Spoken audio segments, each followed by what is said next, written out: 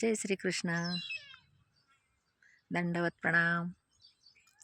कसे आहात सगळे?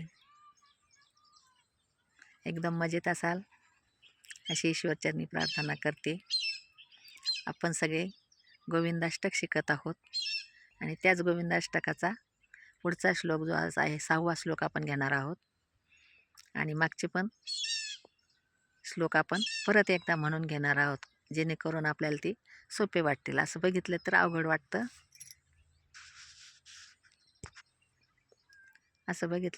वाटतं, आणि आपण म्हटल्याच्या नंतर आपल्याला ते सोपं होणार आहे. तर आपण घेऊया 6वा श्लोक गोविंदाष्टकाचा.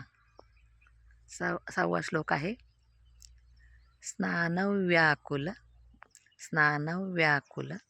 योषितवस्त्र स्नानव्याकुल योषितवस्त्र मुपादायाग मुपारूढम्.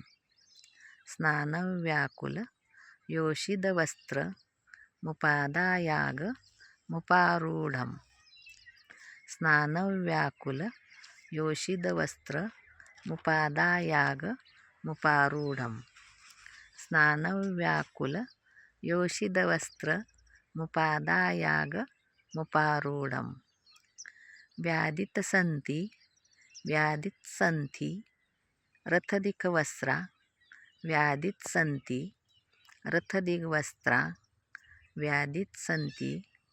रथदिग्वस्त्रा ह्युपदातु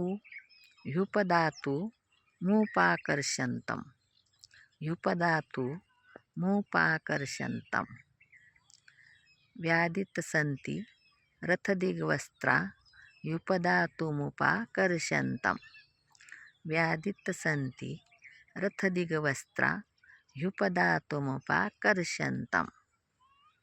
स्नानव्याकुल योषितवस्त्र मुपादायाग मुपारूढम्. व्यादितसन्ति रथदिग्वस्त्रा ह्युपदातुमुपाकर्षन्तम्. निर्धूतद्वय शोकविमोहं बुद्धं बुद्धेरन्तस्थम्. निर्धूतद्वय शोकविमोहं बुद्धं बुद्धेरन्तस्थम्. सत्तामात्रं शरीरं प्रणमत गोविन्दं परमानन्दम्. सत्तामात्रं शरीरं प्रणमत गोविन्दं परमानन्दम्. स्नानव्याकुलयोषितवस्त्र मुपादायागमुपारूढम्.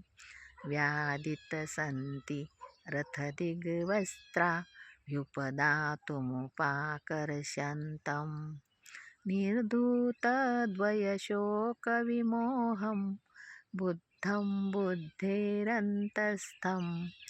सत्तामात्रशरीरं प्रणमत गोविन्दं परमानन्दम्.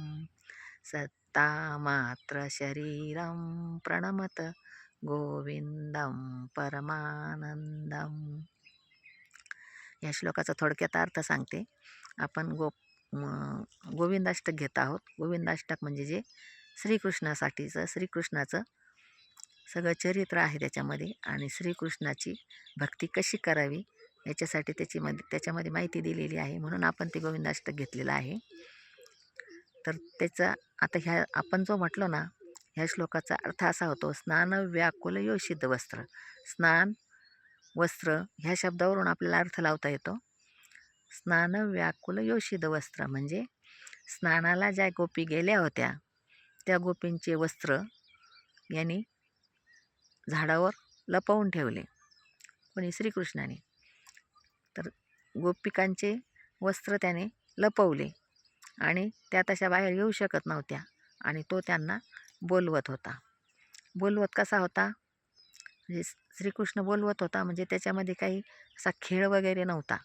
आता आजकाल आपण त्याच्यात खेळ समजायला लागलो, पण हा खेळ नव्हता. मनापासून त्याला त्यांचा शोक आणि मोह जो होता त्या गोपिकांच्या मनामध्ये तो त्याला दूर करायचा होता आणि त्याच्यासाठी तो त्यांना जवळ बोलवत होता.